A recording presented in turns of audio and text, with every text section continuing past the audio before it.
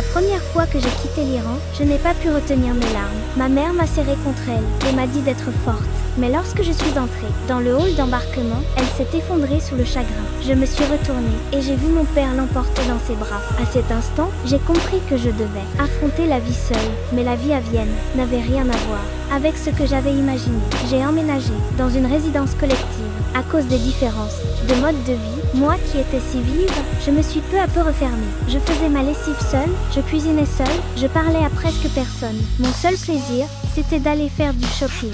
Ces vitrines pleines de couleurs me permettaient d'oublier un instant. Mais après l'euphorie, j'ai compris que le monde extérieur n'était pas si beau. Je ne parlais pas la langue, je n'avais pas d'amis, je n'arrivais pas à m'intégrer. Quand j'ai enfin appris à parler, Noël est arrivé. Tout le monde est rentré chez soi, l'appartement est devenu vide. Je mangeais des nouilles seule, devant la télévision. La nonne avec qui je vivais est revenue me provoquer à cause de nos différences religieuses. Elle m'a reproché de manger des pâtes, prétextant que c'était interdit. Puis elle a craché des insultes, disant que les Iraniens n'avaient aucune éducation. Je lui ai répondu aussitôt en disant que, avant de devenir nonne, elle n'était pas irréprochable non plus. J'ai été expulsée. À partir de ce jour, j'ai erré à l'étranger, une valise à la main. J'ai dormi dans des greniers, chez des amis, là où je pouvais. Pour m'intégrer, j'ai lu sans relâche, mais je ne comprenais toujours pas la culture occidentale. Quand je me sentais seule, je pensais à ma famille, prise dans l'enfer de la guerre. Et moi, à l'abri ici, je survivais par honte. Cette culpabilité m'écrasait chaque jour un peu plus,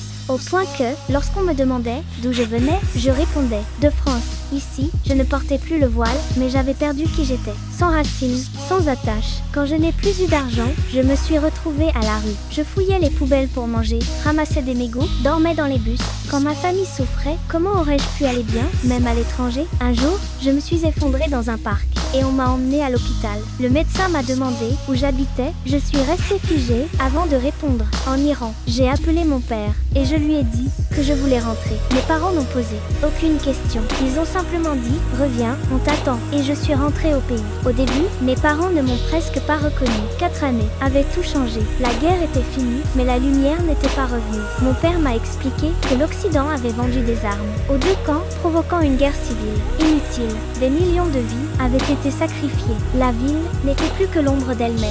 Marcher dans la rue, c'était comme traverser un cimetière. Je suis allée voir un ami d'enfance. Ce garçon autrefois plein de vie n'avait plus qu'un bras et une jambe. Nous n'avons pas parlé de ce qui faisait mal. Nous avons juste essayé de nous faire sourire. C'est là que j'ai compris à quel point ma douleur était minuscule comparée à la leur. Je me suis ressaisie. J'ai postulé à l'université. Si la vie est un champ de bataille, alors, même dans la difficulté, je ne pouvais pas abandonner.